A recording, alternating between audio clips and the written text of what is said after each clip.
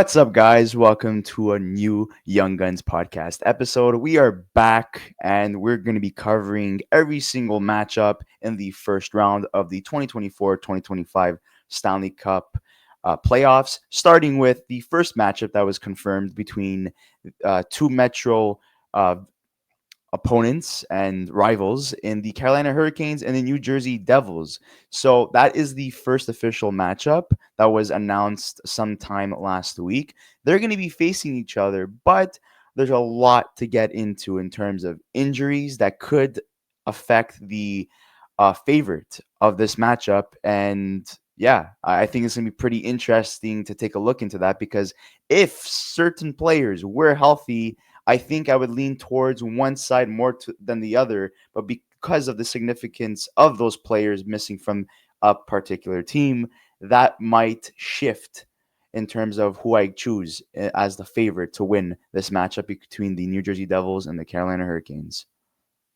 Yeah. So this is going to be the sixth time these two teams are going to face off in the postseason. They've faced off five times in the past, with Carolina getting the upper hand four times. There's been some historic battles over the years. Cue the Marty Brodeur, Rob Brindamore days, early 2000s, and and then the latest encounter being 2 years ago in 2023, with the Carolina Hurricanes getting the edge in that one, 4-1. But Carolina has had a past where they've been taking down the Devils in the playoffs. They're obviously two teams from the Eastern Conference now with the new system. They're both in the Metropolitan Division, 2-3 going into this postseason. And you mentioned injuries. Well, there's one big notable injury on New Jersey's side, so we'll start with them. Obviously, Jack Hughes, since March 5th, it was announced he's been nursing a shoulder injury that has him out for the remainder part of the whole season, regular season plus playoffs. So they won't be getting him back anytime soon. But the problem now with New Jersey is that in the past 10 games, if you look at this team, they've been dropping a lot of results down the stretch, and if you go up to look at their scoring, it's very representative of like they're lacking a lot of juice up front right now, and they're having a hard time scoring 5-on-5. Like, this is a team, right, third in the league on the power play. This is a team that's great on the power play. Jesper Bratt is having a great season, but beyond their top dogs like Hischier, Bratt, and let's say Timo Meier, their depth scoring has really been the disappointment for them. Obviously, Andre Palat is up there in age now. Dawson Mercer is a guy you'd expect more from offensively and hasn't really been giving it to them. And Nason obviously is a guy they added in as a depth option, and he's been chipping in a little bit this year. But their blue line's good. It's a good blue line. I wouldn't say it's as good as Carolina's by any account. And then in nets, Markstrom has had a very Markstrom season where he's been inconsistent. But I think the key for them in this series is if Markstrom could outmatch Kochetkov on Carolina's side, that's when they really get into that sweet spot. They need Markstrom to be the type of goalie that'll steal a game for them, because on Carolina's end, let's be honest, Kochetkov this year versus last year, he stinks. He's been really inconsistent this year, and he's let them down a lot. Obviously, granted, he's got a better team in front of him, but he's been really disappointing this year. And before I get into Carolina and when I think about them, like Chris, if we're looking at different components, let's say offense versus defense, special teams versus another, goaltending, coaching, like who's got the edge in this one, in your opinion? In terms of coaching, I have to go Brendan Moore, even though people are harsh on his decisions, saying that he holds back a lot of talented players. And one guy in particular that he was holding back, the biggest complaint this year was Seth Jarvis, where he kept putting him on that third line with Martinuk and Stahl, and they're saying this is a guy that needs to be playing with Aho. And when he does, especially when they play shorthanded, they've been getting a lot of points shorthanded. They've been the best shorthanded duo on the penalty kill. And on the power play, he's been fantastic. This is a guy who scored over 30 goals twice now. And Team Canada. yeah, represented Team Canada. He's a dog when he plays, and also he's the glue guy. But in terms of their stars, well, even though I wouldn't say he's necessarily a star. I would say he's an elite talent. But Aho being the main focus, and losing Nikash, I think definitely hurts because Rantanen did not work out, and I think that was their biggest issue this year. That Rantanen didn't want to stay after they traded for him, and they started going on a little skid, and it was messing with the locker room. It was messing with the chemistry when they were playing. They were having a hard time scoring goals. And you're supposed to be scoring a lot of goals when you add a guy like Rantanen, but the trade didn't work out for them, so they ship him to Dallas, and they get Logan Stankoven, who's been doing really well. But I think in terms of depth pieces, the biggest surprise has been Taylor Hall. Taylor Hall has been a fantastic fit with the Carolina Hurricanes, and I think that in terms of depth, I have to go with Carolina because Taylor Hall has taken the next step. You Yeah. also have Logan Stankoven, who is finding his groove with Carolina because he was kind of sidelined with all those big names in Dallas. And I know that he was a rising star with Dallas, but he was never going to get any playing time when you have guys like Wyatt Johnson and Rupe Hintz and Jason Robertson ahead of you. So like long term and short term, it looks like it's working out for them. And also guys like Jackson Blake, who came into the team this year, has been doing really well. Eric Robinson, who they added during the offseason, has been doing really well. And I think the most underrated player that they added at the deadline is Mark Jankowski. Sorry, I don't know if I Jankowski. Oh yeah, you know what? I won't even attempt that again. But yeah, he's been really good in terms of their depth since joining the Carolina Hurricanes, and their defense definitely did get weaker. When you lose a guy like Brady Shea, that definitely hurts. But their depth is showing. I think they're a very well balanced team, and their goaltending is probably the biggest issue here. Kochetkov is inconsistent. He played a majority of the games this year when Anderson went down. Anderson has been the better goalie, but the problem is his health. Can he stay healthy?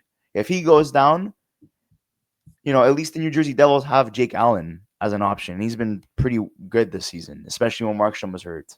So, anyways, those are my thoughts in terms of how I analyze the Carolina Hurricanes compared to the Devils. Yeah. Well, I think, I mean, you knocked on a lot of points for Carolina. Like, I think nobody questions really their depth, really. Like, this is just a team now that has a hard time getting over the hump. I think, they're a team that, if you look at the past 5 years, they've been building up, and they haven't really even they haven't been able to get to the Stanley Cup Finals. This has been, the story of this team. Rob Brendamore came in, took this program by storm, created instilled a lot of energy in his group. A style of play that was, so structured and well orchestrated during the regular season. They've always a team that is going to get a lot of wins in the regular season, but seems like the playoffs is always the demise for them. And it's the knock on them was they lack star power. Last year, they bring in Jake Gensel at the deadline, right? You bring in Jake Gensel, you pay a hefty price for him. He doesn't re-sign, and you don't win in the playoffs. Those are the guys that would have, if he was a long-term solution, those are the guys that they want among this group to really take them to the next level. And they thought Mikko Rantanen was that guy, but they didn't do their homework. They didn't do their due diligence. Like you're acquiring a guy who you have no idea what his intentions are, and it was revealed by him himself that he got there. He got into the locker room. He started saying, this is not a team I'm going to resign for. I don't know why I'm here.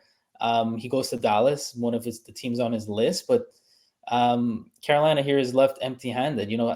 Stankoven is a nice piece. Is he a Mikko Rantanen? No. And is he the piece they need now to really take the next step? Definitely not. But nonetheless, this is a team that's still good enough to make the playoffs. Excellent decor. Let's never take that away from them. This is a team that defensively is always super sound. Sebastian Aho is a great player as well. But look, if I'm going to make a prediction now, I think Carolina's, despite even having if inferior goaltending, I think they'll still find a way to win this series. But do I see them with a team as a team with a high ceiling in the playoffs? No, I don't. Despite the Seth Jarvis, despite Svechnikov is finally, this guy's finally healthy for a little bit. Despite the Taylor Halls, I don't see it with them this year. But my prediction, I think they're gonna probably win this series, and let's say Markstrom steals a game. Let's say they win this one in six. I think I would have to go with Carolina as well because of the depth factor. And Jack Um, Hughes missing, and right? Jack Hughes missing down the middle definitely affects them. Cody Glass, I'm not trying to discredit him at all, but like third line center, like that's when you know you're kind of like effed at this point. And they're looking at their fourth line isn't great, and when you look at Carolina's lineup, that's a way better fourth line. These are Yeah, guys that have over 30 points this year in terms of the Robertson and Roslovich. Okay. And yeah, there's some Roslovich was skill one of there. the hottest goal scorers, 5v5 at one point this season. They could get scoring on every single line. The lines are very balanced. And I think the biggest issue here for me and the biggest disappointment on both ends is Timo Meyer being a 50-point player after everything they gave up for him, and Svechnikov being drafted so high, being a 50-point player and not exceeding expectations, not taking the next step. So, you know, both those guys are going to have to step up in the playoffs. I know Jesperi Kotkaniemi is usually a playoff performer, and he's playing second line minutes as of right now. And Taylor Hall is playing fantastic, so that could definitely help him. But just looking at the team as a whole, they're better structured defensively, even though they don't have big names like Luke Hughes and Dougie Hamilton, who has been practicing and is expected to be ready for Game 1 of the playoffs versus the Carolina Hurricanes. Like, Brett Pesce being a familiar name playing against his old team is going to be interesting. He's a very underrated defenseman. Kovacevic had a very good season in New Jersey, but guys like Nemec, who is always scolded all the time by Keefe, and there's rumors that he's not happy and he wants to be traded out. You have Dumoulin, who I think he's a little bit of a below average defenseman, and then Brandon Dillon, who is known for being a good shutdown defenseman, but Yeah, is up there in age. And then your goaltending is also up there in age, and there's been a lot of inconsistencies with Markstrom after he came back from his injury, because before his injury, he was one of the best goalies. I think he was the third best goalie behind Logan Thompson and Connor Hellebuck. And after that, he's been a shell of himself. And Jake Allen, stepped in and has been very good. But, would I be surprised if maybe Jake Allen might have to step in the playoffs if Markstrom is shitting the bed?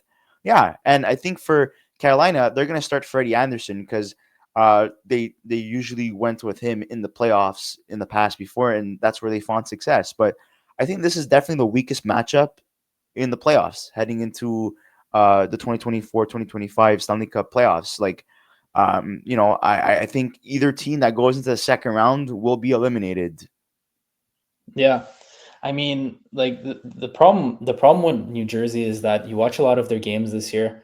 The nights that they're on, this team is like one of the most fast-paced, offensively dynamic, in transition, always on the move, scoring a bunch of goals.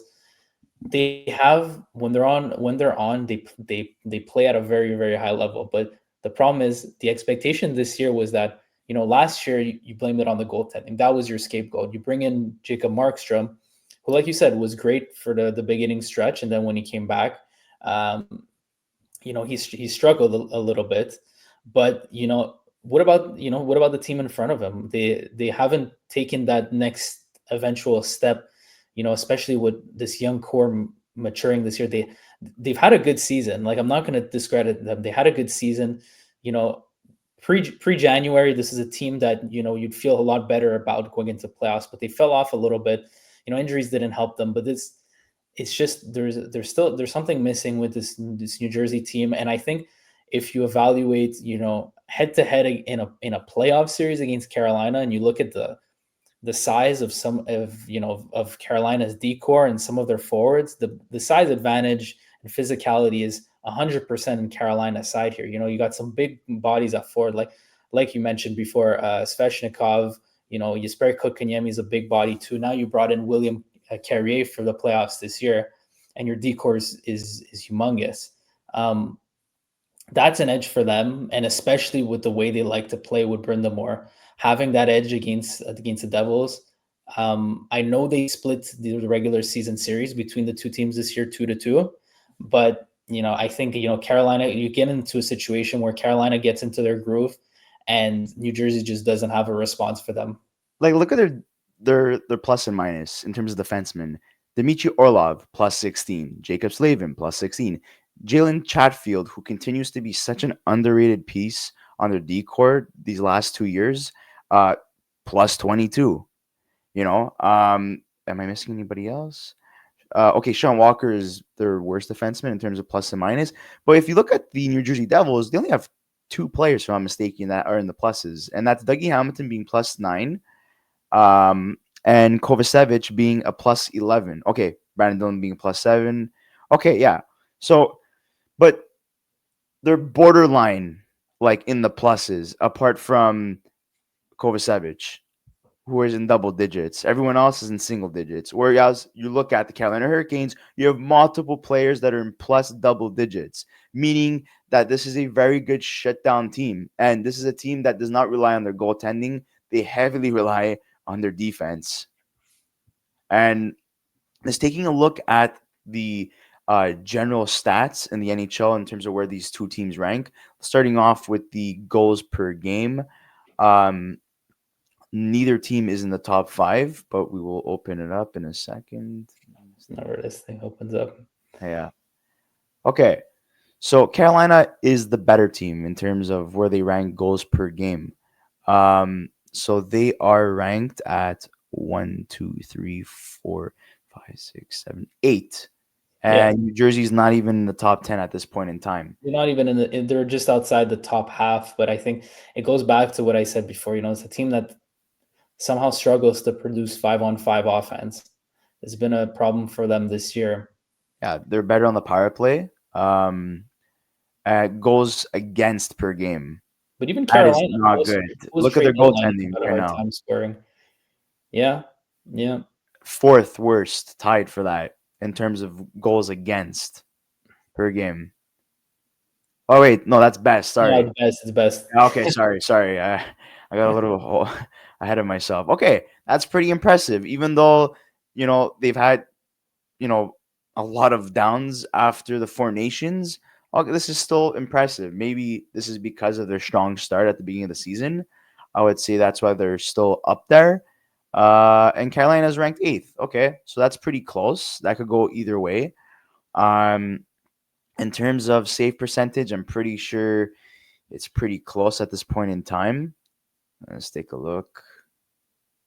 Yeah, I mean, I'd probably say the edge is to the Devils just because Carolina's had a hard time with their goaltending this year. Yeah, they are. Yeah, 22 for Carolina. So that could really kill them. But we have to take in mind, Freddie Anderson missed a lot of that time, and that's really Kochetkov and Dustin Tokarski that represents where they're at rank 22. And in Yeah. terms of shutouts, that goes to New Jersey. They had a lot of them at the first half of the season.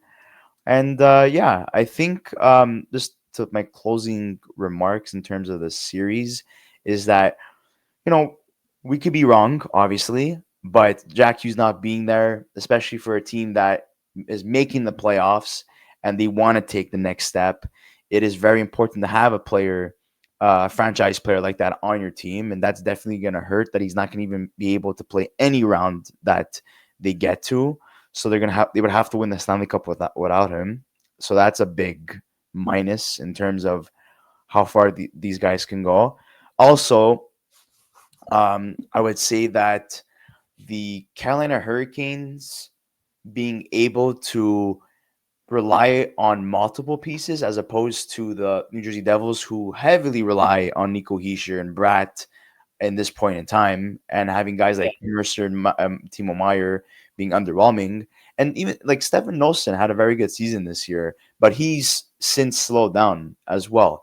But like I said before, I think both teams are not going to go far in the playoffs. I could be wrong. Carolina, or it could always be that sneaky like team, and they're known to be a little bit more defensive. So, they've gone to the Eastern Conference Finals many times these last couple years. They could find themselves there once again, but they're going to have to hope that everything clicks for them and that they're going to be able to shut down high offensive teams like the Toronto Maple Leafs, like the Tampa Bay Lightning, like the Washington Capitals, if those teams do advance to the next Florida round. Panthers as Yeah, well. Florida Panthers Don't as forget well, about who, them, the defending champs. yeah, they're going to be getting a lot of reinforcements back too from injury. But um, there was one point that I was going to make, but I kind of forgot. Oh yeah, the fact that they have 89 points and they're tied with the Montreal Canadiens, who are at a wild card spot for the wild card spot position two, is kind of concerning, in my opinion, especially with the hot start that New Jersey had. Mm-hmm. And like, if they were not in the Metropolitan Division, this team would be fighting for their lives. Well, I mean, they still would have technically already clinched because they still clinched, and Columbus is a team in the Metro that is would be the next team chasing them, and despite that, I think they hold all the tiebreakers, and it's impossible for Columbus to really close that gap. So that's why they clinched not too long ago. But yeah, the Devils have been underwhelming for the second half of the season. But I know we have them stated as the underdogs. But I'll just on my final thought, I'll say, okay, so what is, because we know Carolina is good and we know kind of what to expect from them. Okay, but what are the Devils' keys to success for them to take this series? Number one, they need to have really good goaltending from Markstrom. Not the Markstrom, you're at the Markstrom of the overall regular season performances. They need him to be like the Markstrom 3-4 years ago in Carolina. That's the Markstrom they need in this postseason. They need him to stand on his head a little bit. They need to play. They need to play a tight game. There's a team that versus compared to like Devils teams in past, this is a team that could win 1-goal games, and they just play sound structured hockey. They're gonna have to play tight. They're gonna have to be opportunistic on the power play, and make the most of those opportunities. They're already a team that has a lot of success on the power play, so I'd say play tight, opportunistic, and Markstrom has gotta be playing his best hockey this postseason. Those will be their keys to success against a team like Carolina. And then for me, I would say biggest concerns for both teams, just to reiterate one last time, goaltending for both. In terms of New Jersey, their Yeah, center depth and their 5v5. Um, but their power play, they need to capitalize that on a lot if they want to win the series. And in terms of Carolina, their power play is not the greatest either. They're weak on the power play. They've had very inconsistent stretches throughout the year. So they're gonna have to rely on 5v5 scoring, which is not a bad thing. I think that I would rather have 5v5 scoring than power plays, relying on power play scoring. I read Um, our scoring period, yeah, seriously. especially in playoff games. You take Yeah. them as you get them. And just looking at the standings right now, I know it is just the standings, but having a 10-point gap between both teams, I mean, look, we've seen shockers in the past. If the Canadians or Blue Jackets make it in the last wild card spot and face Washington, there's a major gap there too. But you never know what happens with the underdog. But we'll see what happens. We're not trying to shit on the New Jersey Devils. I would have been more inclined to go with the Devils had Hughes been injured and had Markstrom been on top of his game like he was at the start of the season. But because in the reality is that's not the case, I have to be realistic here. And I can't just go based off what happened at the start of the season. Right. And in terms of Carolina, like they've been going through kind of a rough stretch these last 10 10 games. games. But Yeah. at the end of the day, I think they've been in the playoffs more. They have the coach who's made for the playoffs. They're just overall like they're a playoff contending team as opposed to New Jersey, who missed the playoffs last year. And this is pretty much the same team on paper, apart from the defense and the goaltending that's changed. And Carolina has, the same core, but they've added good depth pieces in terms of defense and offense to Yep. give them the slight edge. How many games this is going to last? I agree with you. I think Carolina takes it in 6. Amazing. So, and for Carolina, we have to also mention that they do have home ice advantage, sorry, in this series. And their home record this year is 31 wins, 9 losses in regulation, and one loss in extra time. So they're a team that is, very, very, very hard to beat in their barn, and they'll have the numbers game with that. Yeah. And yeah, that's pretty much it, guys. But we'd like to hear your thoughts in the comment section below. Make sure to like this video. Who wins this battle between the Carolina Hurricanes and New Jersey Devils? Are we wrong that either of this team will be eliminated in the second round, despite whoever wins? Are these the two weakest teams um, in the East in terms of the matchup that we have currently, or overall in terms of the whole playoff picture? And also, if there's any points that we missed, please make sure to add it in the comment section below. But we'll see you on the next episode of the Young Guns podcast. We're going to be covering every single series in the West and on the East End, as we're waiting to see who will be clinching the last couple of spots for the wild card 1 and 2 in the West, and in terms of the East, who's going to be claiming that last wild card spot. And it's going to be interesting heading until game 82. But that's it, guys. Thank you so much, guys, for watching. We'll see you in the next episode of the Young Guns podcast.